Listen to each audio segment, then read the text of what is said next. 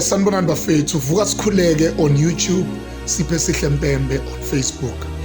Yazi bafethu, ngifisa ukudlulisa nje ukubonga. Uyazi ukuthi uma umuntu ezoklikha ufollow noma usubscribe epage lakho noma kwi-account yakho, usuke secabangisise kahle.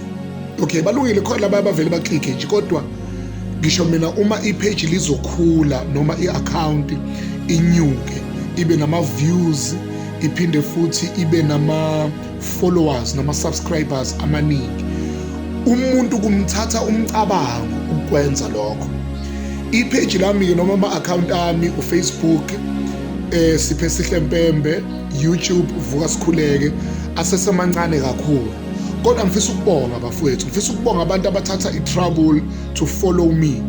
Lento ye-content creating and stuff bengasiki into mhlambe ebengilandela kakhulu. I was just posting izinto which I thought they were helpful to people ezingasiza abantu, but as I continue to research and dig out about yonke lento lena, and I found out a lot of information and a lot of things that are taking us far njengabantu who are part of this movement of trending, movement of content creating and stuff. So nje bafowethu ngiyafisa ukubonga kakhulu ama-page ami nama-account ami, they are still very low, asasemancane, kodwa ngifisa ukusho ukuthi umuntu ovela athatha isinqumo sokuthi uyakulandela, lo muntu lo usuke ecabange kahle kulesikhathi esikuso, nanokuthi-ke kuyaziwa vele ukuthi abantu sebenza imali through this. Omunye nje uba nako nje lo ukuthi ngizokhuphula lo muntu lona for what,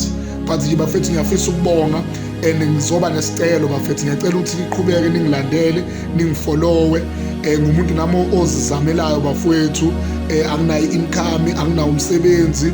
Ngiyafisa bafethu ukuthi-ke ningiphushele nami, ningilekelele bafowethu, and ngiyapromise ukuthi-ke I'll bring izinto ezizonisiza, izinto ezizonakha, izinto ezizoninikeza imicabango yokukwazi ukuthi umuntu abone ukuthi what is the next step, what is the next thing that you need to do in your life, especially mawufuna ukuthi u-enriche your mind, u-enriche imicabango yakho, ukwazi ukuthi ubone ukuthi impilo yiziphi izinto ongakwazi ukuzihlanganisa ukuze impilo ikwazi ukuthi-ke iye phambili, nanokuthi-ke ingqondo yakho ikwazi ukufanishina ngendlela ezokwenzela ukuthi nawe ube ne-way out empilweni, ukwazi ukubona ukuthi-ke what is your next move, what is your next step, which way to take, yini ekufanele uyenze, yini ekungafanele uyenze.